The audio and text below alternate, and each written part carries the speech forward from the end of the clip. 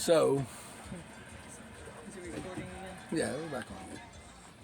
So, we went past the cruise ship and cut behind him and cut up through Soper's Hole, which was a shortcut kind of to get up into the area to the east of Tortola.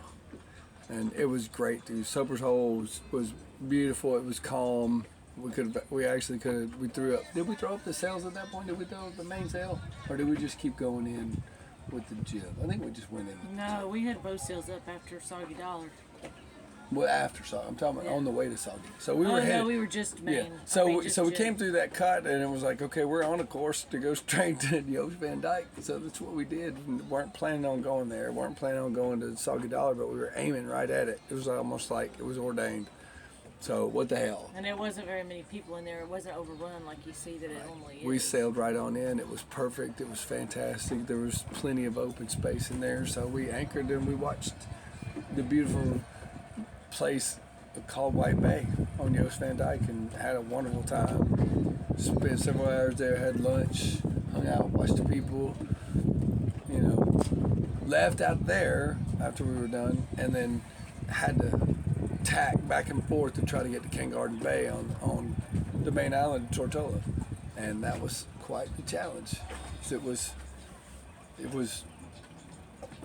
heavy winds. Heavy and lots winds. of current, so we were not staying on course as well as we should have been. Well, we were pointing as high as we could and still getting knocked by the swell, so it was not a high point. So we went back 2 or 3 times before we finally got close to the coast of Tortola and just motored on in.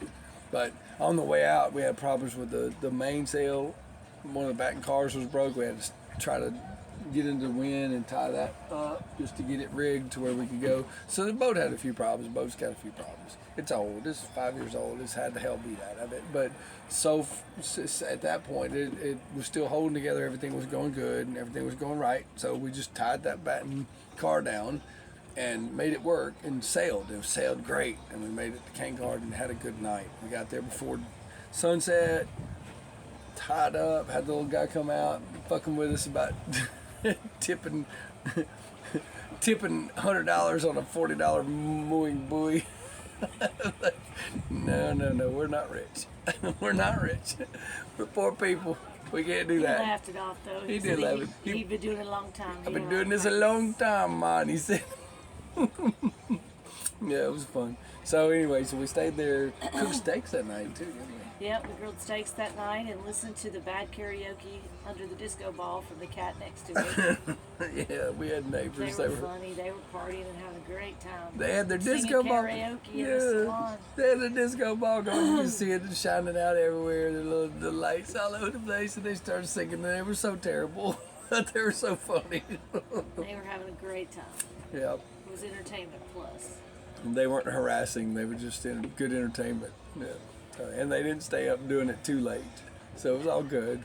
Got a good night's sleep. We called it a good, successful day. So that's audio log for technically day 3, day 2 sailing. Captain out.